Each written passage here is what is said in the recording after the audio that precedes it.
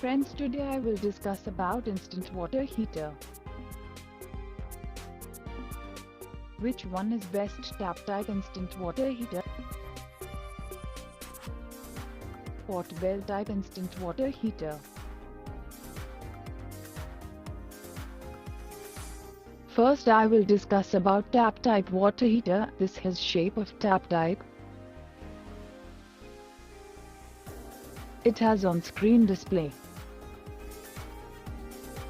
with this knob on-off function.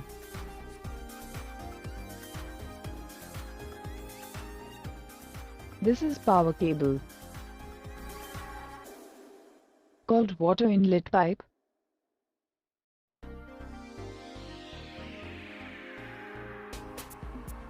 Hot water outlet pipe. Customer have to bear extra cost for fitting this heater. This is first drawback. The inbuilt heating coil become the cause for short circuit. This is second major drawback.